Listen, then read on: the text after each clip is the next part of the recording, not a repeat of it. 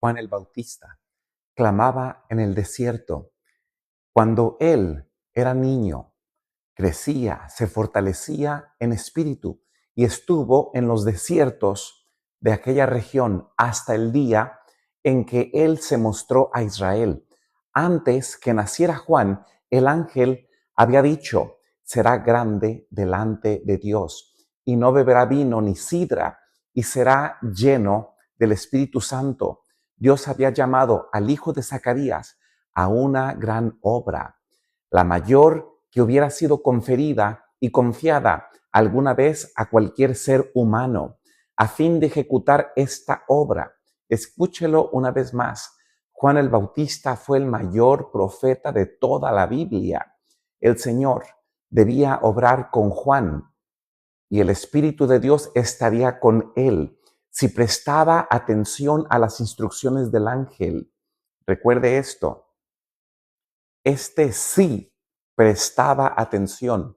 Esta promesa de que Juan sería lleno del Espíritu Santo era condicional. Se iba a cumplir solamente si Juan el Bautista cumplía con lo que se le había encomendado.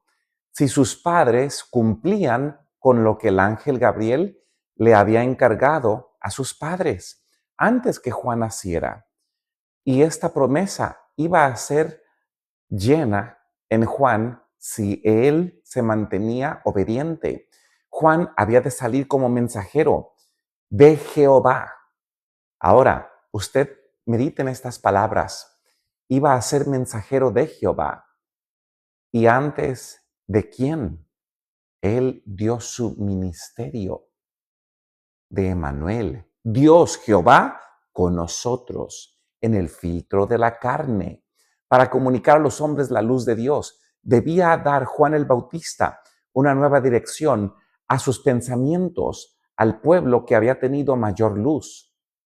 Debía hacerle sentir la santidad de los requerimientos de Dios y su necesidad de la perfección, de la justicia divina, de los requerimientos que el Padre les había dado miles de años antes. Un mensajero tal debía ser santo, apartado, un kadosh, vivo, no un santo en una estatua de madera o de yeso después que ha muerto, no.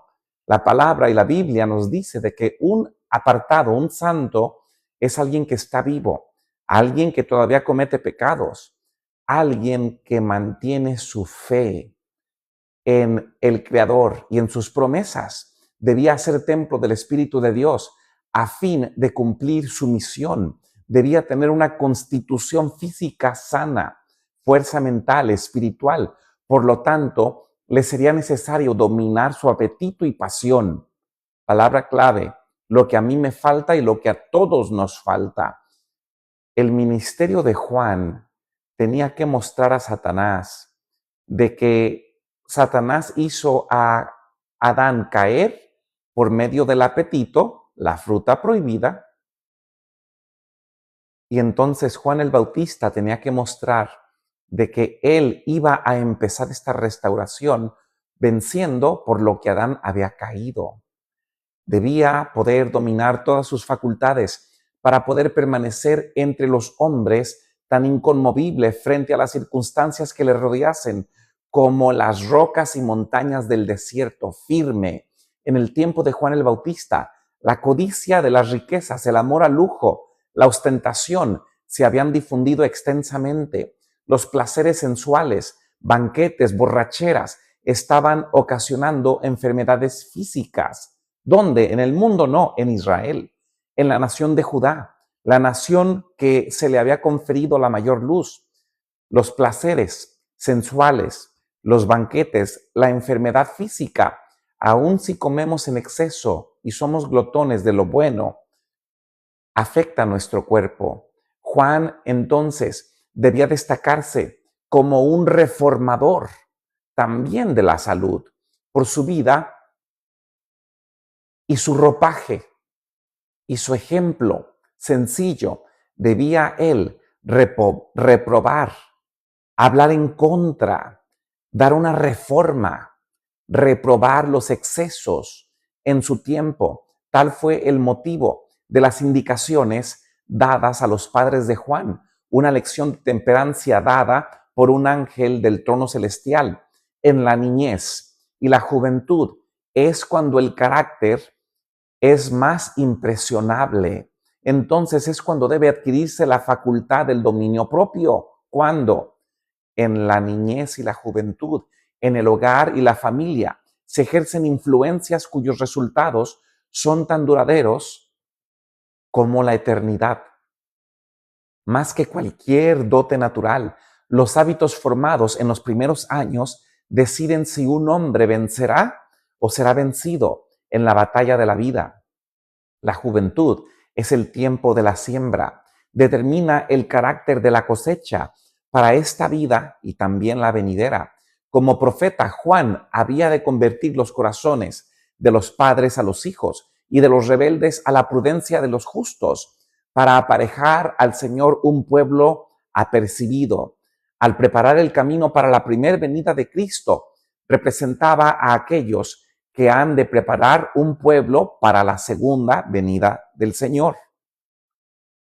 El mundo será de la misma forma entregado a la sensualidad. Abundan errores y fábulas. Se han multiplicado las trampas de Satanás para destruir las almas. Todos los que quieran alcanzar la santidad en el temor de Dios deben aprender las lecciones de temperancia y dominio propio. Las pasiones, los apetitos deben ser mantenidos sujetos a las facultades superiores de la mente. Esta disciplina que Juan el Bautista practicó antes de empezar su ministerio, esa disciplina propia de Juan el Bautista es esencial para mí. Yo la necesito. Yo estoy corto de lo que a Juan el Bautista le sobró. Ustedes deben considerarla de la misma forma. Esta lección de Juan el Bautista se aplica a nosotros hoy. Iba entonces esa práctica esencial de Juan el Bautista darle fuerza mental y la percepción espiritual que también nosotros necesitamos habilitar para comprender y practicar las sagradas verdades de la palabra de Dios. Así es como Juan el Bautista se había preparado. Jesús Chávez, bienvenido. Que la paz de Cristo sea con el Z. Gerardo, bienvenido. Kundalini, bienvenido. Henry Álvarez, la paz de Cristo sea contigo. Juventino, Erasmo, Celular Tigo, usuario 24, NL Díaz, que la paz de Cristo sea con ustedes.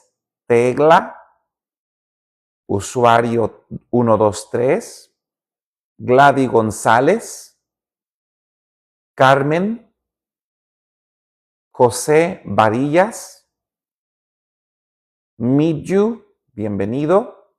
Guerra, que la paz de Cristo sea con ustedes. Carmen Josefina, Flavio, Oxo, El Trigo, que la paz de Cristo sea con Lidia y que esté con nosotros. La vida que vivía Juan el Bautista es una lección para mí, para nosotros. Esa disciplina que él ejercía era para vencer el carácter, el apetito, sus pasiones bajas. Por esa razón, la temperancia ocupa un lugar en la obra de prepararnos para la segunda venida de Cristo. Todas mis decisiones espirituales tienen que ver con mi mente. Mi mente es afectada por mi cuerpo, por lo que como y lo que tomo. En el orden natural de las cosas, el hijo de Zacarías, Juan el Bautista, habría sido educado para el sacerdocio, pero la educación de las escuelas rabínicas le habría arruinado para su obra. Dios lo envió al desierto, no a las escuelas judías.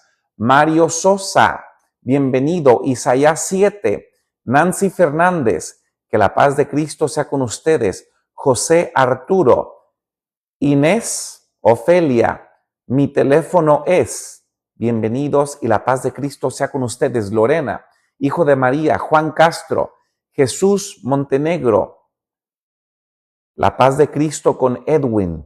Entonces, la vida de Jesucristo mostraba de que el Padre le había enviado a la escuela de la vida, a la escuela del desierto, no a aprender teología rabínica, judía, que estaba equivocada. Oscar, Juan, Chicleati, Leónidas, Gerard, Orozco, Marlene, Douglas, Lorena, que la paz de Cristo sea con ustedes. Dios envió a Juan el Bautista no a maestros de teología para que aprendiese a interpretar la escritura, le llamó al desierto para que aprendiese de la naturaleza y del Dios de la naturaleza. Fue en una región solitaria donde halló Juan el Bautista su hogar, en medio de las colinas áridas, de los desfiladeros salvajes, de las cuevas rocosas, pero él mismo quiso dejar a un lado los goces y lujos de la vida. Él prefirió la severa disciplina del desierto. Allí, lo que le rodeaba a Juan el Bautista era favorable a la adquisición de sencillez, de abnegación, no siendo interrumpido por los clamores del mundo. Podía estudiar las lecciones de la naturaleza, de la revelación, de la providencia. Las palabras del ángel a Zacarías, su padre, habían sido repetidas con frecuencia a Juan por sus padres temerosos. Le habían dicho que desde la niñez se le había recordado su misión y él había aceptado el cometido sagrado aun cuando era un joven. Para Juan el Bautista, la soledad del desierto era una manera de darle bienvenida y escapar de la sociedad en la cual había sospecha, pecado y moraba la decadencia espiritual. Allá él podía resistir la tentación de una mejor forma. Él huía del constante contacto con el pecado a fin de no perder el sentido de su excesiva pecaminosidad. Dedicado a Dios como nazareno, Juan el Bautista, el que ustedes ven aquí atrás, desde su nacimiento, él mismo hizo voto de consagrar su vida a Dios. Su ropa era la de los antiguos profetas, un manto de pelo de camello, ceñido a sus lomos por un cinturón de cuero. Comía langostas y miel silvestre que hallaba en el desierto y bebía del agua para las colinas. Alguien que está aquí puede decirme a cuál otro profeta se le describe igual que a Juan el Bautista, con sus vestidos y su comida. ¿Alguien de aquí sabe? Pero Juan no pasaba la vida en ociosidad ni en lobreguez, ascética o aislamiento egoísta. De vez en cuando salía a mezclarse con los hombres a la ciudad y siempre observaba con interés lo que sucedía en el mundo, en Israel, en Judá. Desde su tranquilo retiro vigilaba el desarrollo de los casos, los sucesos que estaban en ese momento. Con visión iluminada por el Espíritu Divino, estudiaba los caracteres humanos para poder saber cómo alcanzar los corazones con el mensaje del cielo. Sentía Juan el Bautista el peso de su misión. En la soledad, por la meditación, la oración, trataba de fortalecer su alma para la carrera que estaba a punto de empezar. Aun cuando residía en el desierto, Juan el Bautista no se veía libre de tentación. En cuanto le era posible, cerraba todas las avenidas por las cuales Satanás podría entrar. Las avenidas por las cuales yo puedo pecar son mis ojos, mi nariz, lo que huelo, lo que inhalo, mi boca, mis oídos, lo que tiento, lo que palpo. Y sin embargo, era asaltado por el tentador, aún Juan el Bautista en el desierto. Pero sus percepciones espirituales eran claras. Había desarrollado él fuerza de carácter y decisión. Gracias a la ayuda del Espíritu Santo, podría reconocer los ataques de Satanás y resistir su poder.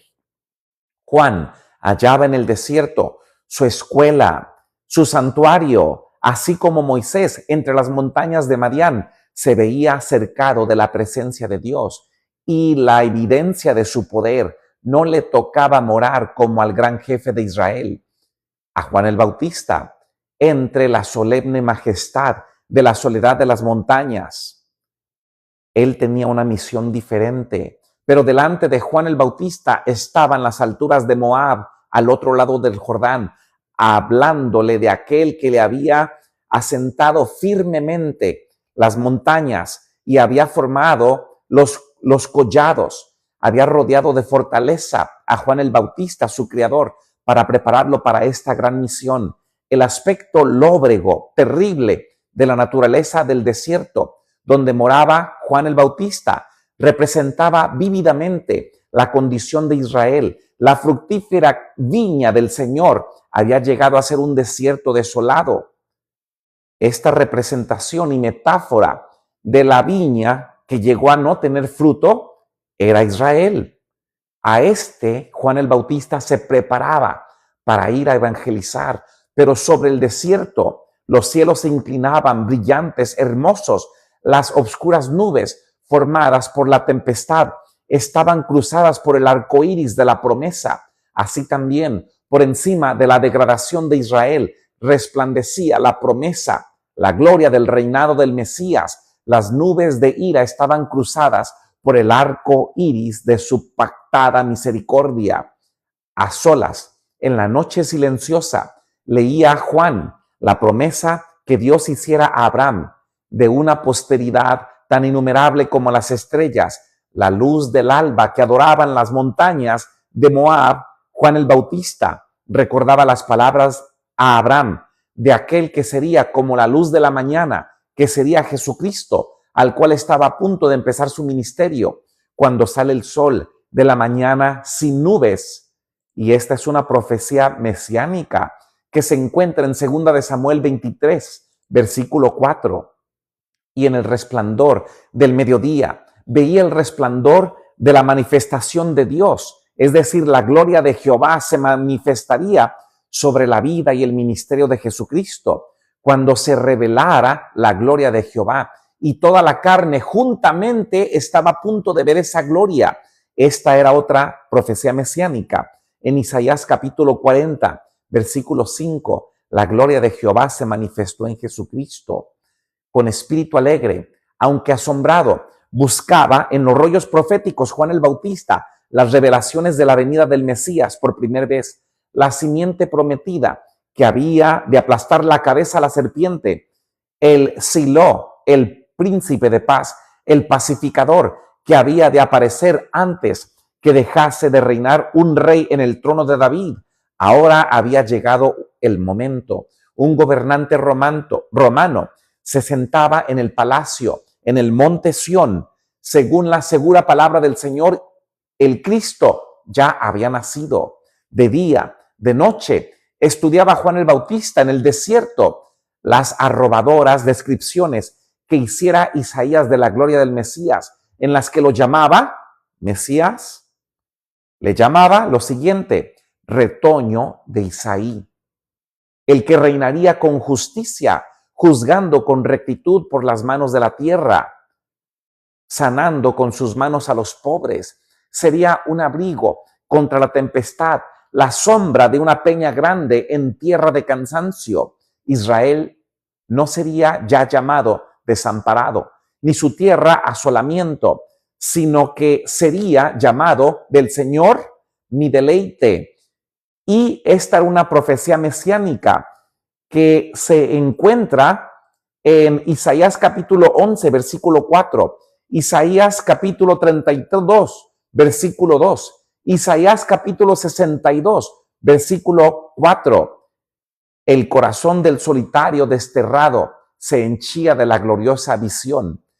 Juan el Bautista leía todas estas profecías mesiánicas. Quiero darle la bienvenida y la bendición de parte del Creador a Mari L., a Raimundo, también la bendición y bienvenida a Marcelo, José Miguel, Will GB, Victoria, Fanny, Proaño, Miriam Rodríguez, bienvenida. Que la paz de Cristo sea contigo. Demetrio, Ana Cruz, Baltasar, Sandoval, Goyita Esther, Ramón, Miriam Rodríguez, bienvenida.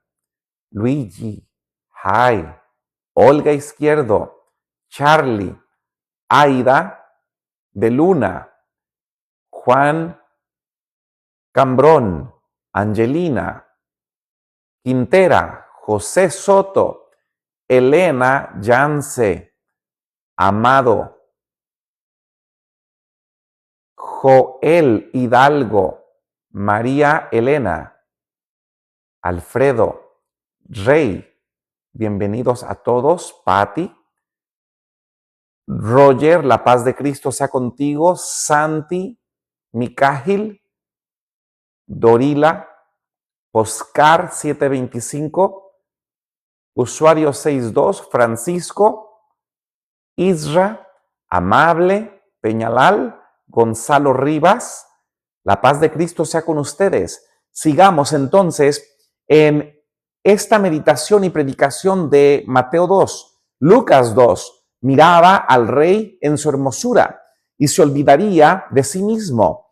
Contemplaba la majestad de la santidad y se sentía deficiente e indigno Juan el Bautista al saber este gran trabajo que él tendría. Recordemos, Juan el Bautista fue el mayor profeta de toda la Biblia, aún mayor que Moisés.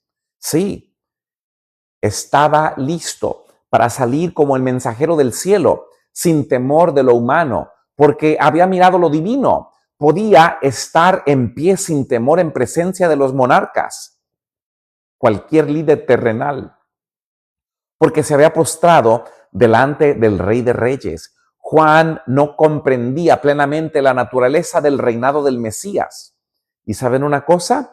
Todo el mundo judío mesiánico del presente todavía no lo comprende. Están esperando un Mesías político que haga grande a la nación de Israel y que lleve a los ejércitos a la grandeza y que derrame ese Mesías más sangre. Eso es lo que ellos quieren. Todo es egocéntrico. Esperaba Juan el Bautista que Israel fuese librado de sus enemigos nacionales por medio de las guerras, pero el gran objeto de su esperanza era la venida de un rey de justicia y el establecimiento de Israel como nación santa. Así creía Juan que se cumpliría la profecía hecha en ocasión de su nacimiento. Esta misma mentalidad de Juan el Bautista es la misma que tiene el presente ciego sin Cristo, acordándose de su santo pacto, que sin temor, librados de nuestros enemigos, le servíamos en santidad y en justicia delante de Él todos los días nuestros. Esta era otra profecía mesiánica del Antiguo Testamento. Veía que los hijos de su pueblo estaban engañados, satisfechos, dormidos en sus pecados. Juan el Bautista anhelaba incitarlos a vivir más santamente. El mensaje que Dios le había dado para que lo proclamase al Bautista estaba destinado a despertar a Israel de su letargo espiritual, hacerlos temblar por su gran maldad, antes que pudiese alojarse la semilla del Evangelio. El suelo del corazón debía ser quebrantado antes de que tratasen de obtener santidad de Jesús. Sanidad física también durante el ministerio de Jesús. Debían ser despertados para ver el peligro que les hacían correr las heridas del pecado. Dios no envía mensajeros para que aludan al pecador, es decir, para que lo hagan sentir bien. No da mensajes de paz para arrullar en una seguridad fatal a los que no están santificados. Impone Dios, mediante el mensajero verdadero, pesadas cargas a la conciencia del que hace mal. Atraviesa el alma, el mensaje de la verdadera sierva de Dios o el verdadero siervo. El mensaje verdadero atraviesa el alma como flecha de convicción. Los ángeles ministradores le presentan los temibles juicios de Dios a la alma que escucha para ahondar el sentido de su necesidad de Dios e impulsarle a clamar lo siguiente: ¿qué debo hacer para ser salvo? Para sentir un gran deseo de salvación. Entonces la mano que humilló en el polvo levantará al penitente. La voz que reprendió el pecado y avergonzó el orgulloso y la ambición pregunta con la más tierna simpatía: ¿qué quieres que te haga? Este era tal mensaje de Juan el Bautista. Cuando comenzó el ministerio de Juan, la nación estaba en una condición de excitación, descontento, rayana en la revolución. Al desaparecer Arquelao de Judea, había caído directamente bajo el dominio de Roma, la tiranía, la extorsión de el gobierno, todo lo que era gubernamental, todo lo que era teocrático romano y sus resultados y todos los esfuerzos para introducir las costumbres y los símbolos paganos encendieron la rebelión que fue apagada en la sangre de miles de los más valientes de Israel. Es decir, en el tiempo de Cristo había tomas de poder entre Judá a Roma. Todo era y se había intensificado todo lo que era civil. El odio nacional contra Roma aumentó, el anhelo de ser libertados de su poder. En medio de las discordias y las luchas se oyó una voz procedente del desierto, una voz sorprendente y austera, aunque llena de esperanza. Arrepentíos, el reino del cielo se ha acercado. Este era el mensaje de Juan el Bautista, el mensaje que preparaba. Querido, quiero leer un breve comentario de usuario 26006. Jesucristo fundó la iglesia. Esa es la respuesta, querido amigo, de acuerdo a la palabra de Dios. Ahora, aunque llena de esperanza, esta promesa, arrepentíos, que el reino de los cielos se ha acercado, con un poder nuevo y extraño. Juan el Bautista conmovía a la gente. Los profetas habían predicho la venida de Cristo como un acontecimiento del futuro lejano. Pero he aquí que se oía un anuncio de que se acercaba. El aspecto singular de Juan hacia recordar a sus oyentes penetraba en su corazón, les hacía pensar en el antiguo, en las escrituras de las profecías del Mesías, en sus modales, en su forma de comer y de vestir. Se asemejaba al profeta Elías. Con espíritu y poder de Elías, denunciaba la corrupción nacional, reprendía que era uno de los profetas que había resucitado de los muertos. Muchos pensaban esto. Toda la nación se conmovió. Muchedumbres acudieron al desierto. Juan proclamaba la venida del Mesías e invitaba al pueblo a arrepentirse.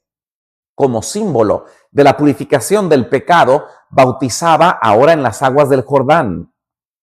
Es decir, el mensaje de Juan el Bautista vino para ponerle y magnificar el Torá, el tema de la purificación que Moisés había enseñado, ahora bajo Cristo y su ministerio, tendría un significado nuevo.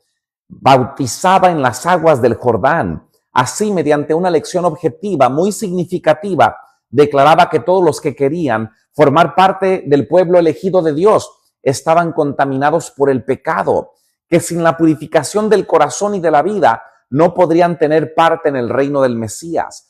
Príncipes, rabinos, soldados, publicanos, campesinos acudían a oír al profeta Juan el Bautista. Por un tiempo solemne, la amonestación de Dios los alarmó a todos los que escuchaban.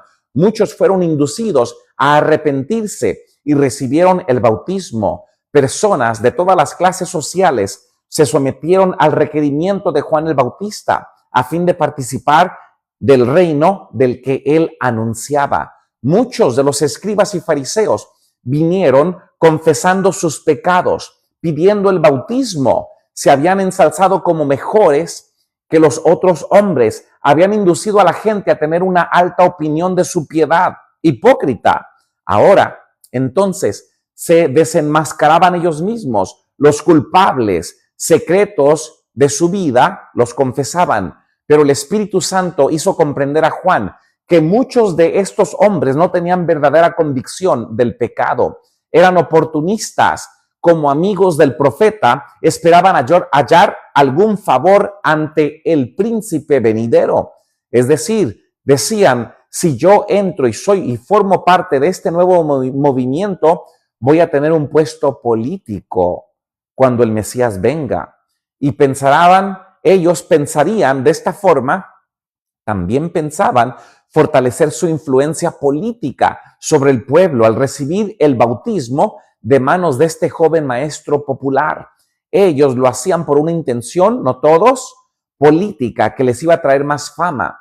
Juan les hizo frente con la abrumadora pregunta: oh generación de víboras, ¿quién os enseñó a huir de la ira que vendrá? Haced pues frutos dignos de arrepentimiento, y no comencéis a decir entre vosotros mismos: tenemos a Abraham por padre, porque yo os digo. Y Juan el Bautista apuntó a Roma cuando dijo lo siguiente a los soldados romanos que pasaban allí: porque yo os digo que puede Dios aún de esas piedras. A los gentiles se les conocía como corazón de piedra, que no podían escuchar al verdadero Dios.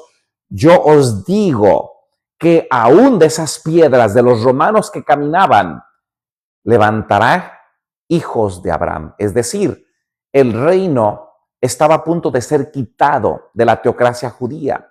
Los judíos habían interpretado erróneamente la promesa de Dios de favorecer eternamente a Israel. Así ha dicho Jehová, que da el sol para la luz y también el sol para el día, las leyes de la luna, de las estrellas para la noche, para la luz de la noche, que parte el mar y braman sus ondas. Jehová de los ejércitos es su nombre.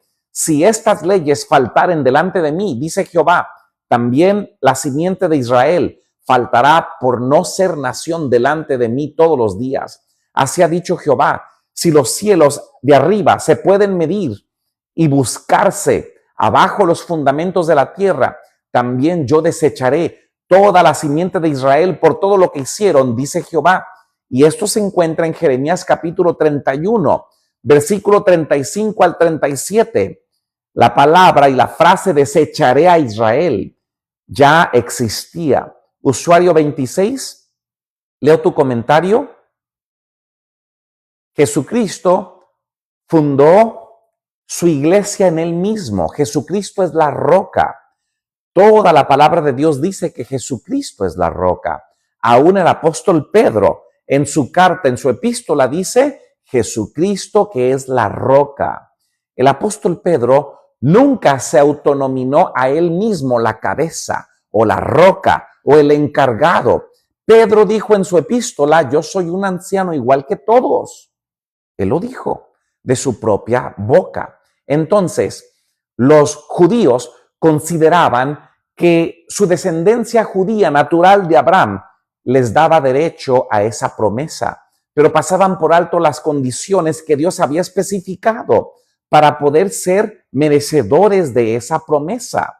Antes de hacer la promesa había dicho: daré mi ley en sus entrañas y la escribiré en sus corazones, y seré yo a ellos por Dios y ellos me serán por pueblo, porque perdonaré la maldad de ellos y no me acordaré más de su pecado. Jeremías 31, versículo 33 y 34. El favor de Dios asegura y aseguraba y asegurará por siempre a aquellos en cuyo corazón está escrita su ley por medio del Espíritu Santo. Son uno con Él por medio de Jesucristo y la fe. Pero los judíos se habían separado de Dios. A causa de sus pecados estaban sufriendo bajo sus juicios. Esta era la causa de servidumbre de una nación pagana. Los intelectos estaban oscurecidos por la transgresión y porque en tiempos pasados el Señor les había mostrado tan grande favor. Disculpaban sus pecados, se lisonjeaban de que eran mejores que otros hombres con derecho a sus bendiciones. Estas cosas son escritas para nuestra admonición, en quienes los finales de los siglos han parado. Primera de Corintios capítulo 10, versículo 11. Con cuánta frecuencia interpretamos erróneamente las bendiciones de Dios y nos lisonjeamos que somos favorecidos. Sus dones son empleados para aumentar nuestra satisfacción propia y también para endurecer nuestro corazón en la incredulidad y el pecado si nosotros no vivimos de acuerdo a lo que Él nos ha encomendado. Juan declaró a los maestros de Israel que su orgullo y su propio egoísmo y crueldad demostraban que era una generación de víboras. una maldición mortal para el pueblo de Israel, más bien que los hijos del justo, el obediente, Abraham, en vista de la luz que habían recibido, la misma luz que Dios había dado a Israel, eran peores que los paganos, a los cuales se creían los judíos tan superiores. Habían olvidado la roca de la cual habían sido cortados, el hoyo del cual habían sido arrancados. Dios no dependía de ellos, de los judíos, para cumplir su propósito. Moisés Casedo, bienvenido otra vez, querido hermano. Saludos a ti, que aprecio mucho y respeto en el amor del Señor. Y en unos minutos voy a orar para concluir esta hilación continua y voy a abrirme aquí para preguntas bíblicas, para que tú, Moisés Caicedo, si tienes una pregunta, la hagas, igual que la semana pasada, que gocé mucho escuchar tu hermosa pregunta intelectual y también muy humilde. Ahora, entonces, como había llamado a Abraham de un pueblo pagano, podría llamar a otros gentiles, Goyim también. Moisés Cedeño, sí, gracias por corregirme en tu pronunciación. El Padre podía llamar a los gentiles, así como llamó a Abraham de un pueblo gentil, pagano, idólatra. Dios podía llamar a los gentiles y eso es lo que ocurrió.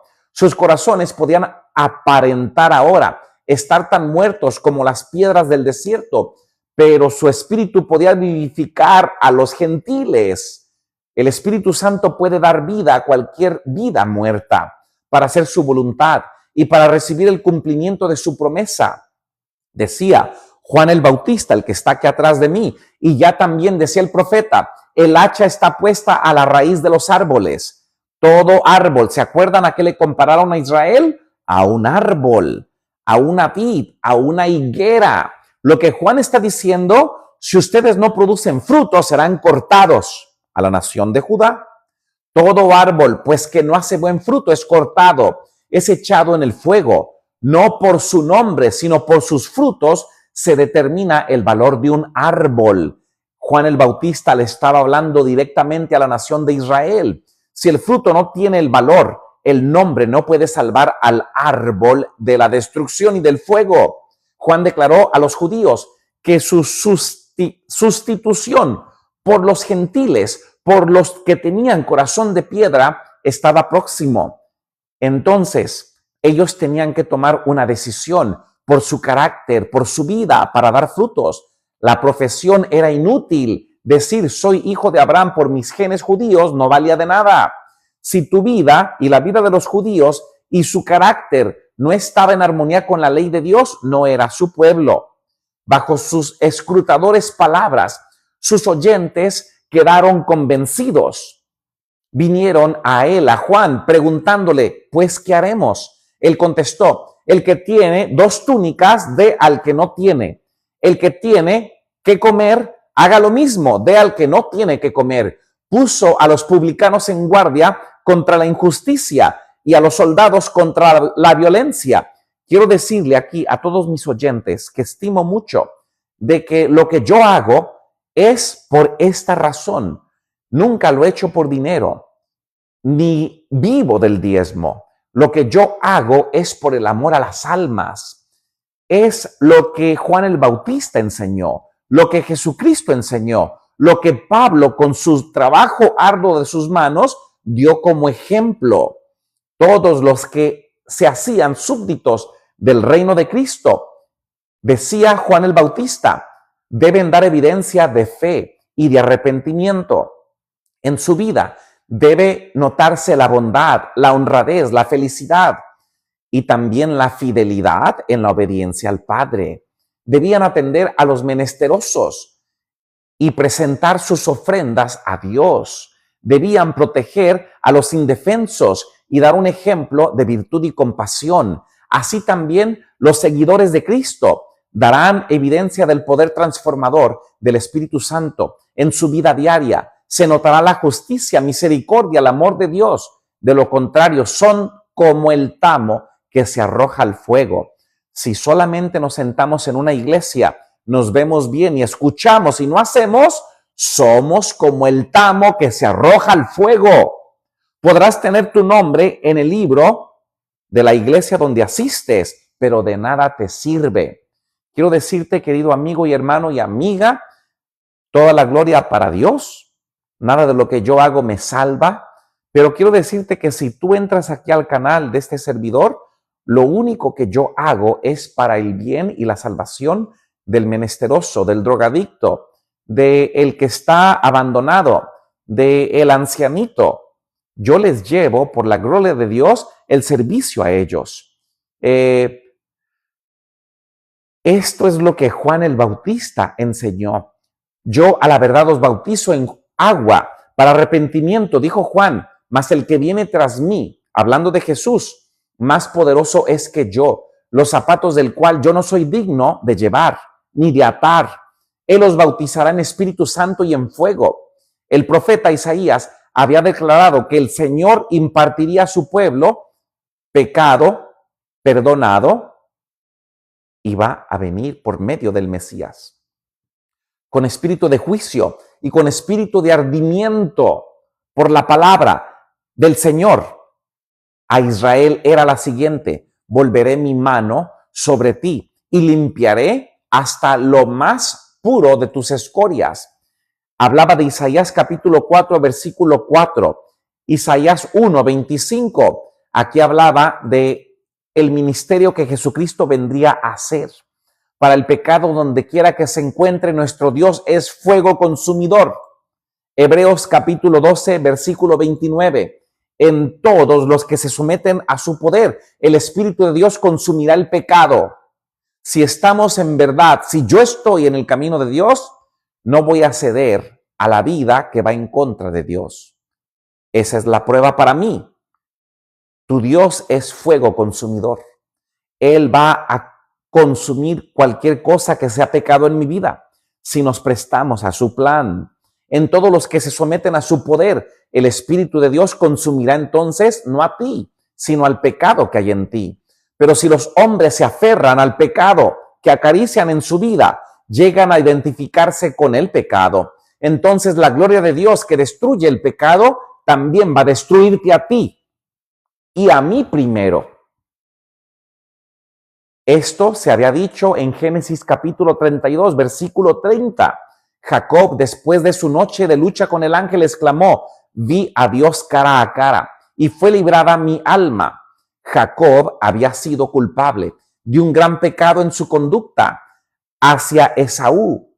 En el tiempo de Juan el Bautista, Cristo estaba por presentarse como revelador del carácter de Dios, es decir, la gloria del Padre que nadie puede ver jamás iba a manifestarse en carne. Su misma presencia había y haría manifiesto a los hombres sus pecados. Únicamente en la medida en que estuviese dispuesto a ser purificado de sus pecados, la persona, el individuo, podrían ellos entrar en comunión con Jesucristo. Únicamente los limpios de corazón podrían morar en su presencia del Padre. Así declaraba Juan el Bautista el mensaje de Dios a Israel. Muchos prestaban oídos a sus instrucciones, muchos lo sacrificaban todo a fin de obedecer. Multitudes seguían de lugar en lugar a ese nuevo maestro, el Bautista, y no pocos abrigaban la esperanza de que él mismo fuese el Mesías. Pero al ver Juan que el pueblo se volvía hacia él, buscaba toda oportunidad de dirigir su fe a aquel que había de venir, Jesucristo, Emmanuel con nosotros, el que habitara entre nosotros. Oremos. E inmediatamente me voy a abrir aquí para el público, por si tiene preguntas bíblicas. Nuestro Dios y Padre, bendice a cualquier oyente que ha meditado en la vida de Juan el Bautista. Si es tu voluntad, quema el pecado en nuestra vida. No nos quemes a nosotros. Quema lo que acariciamos.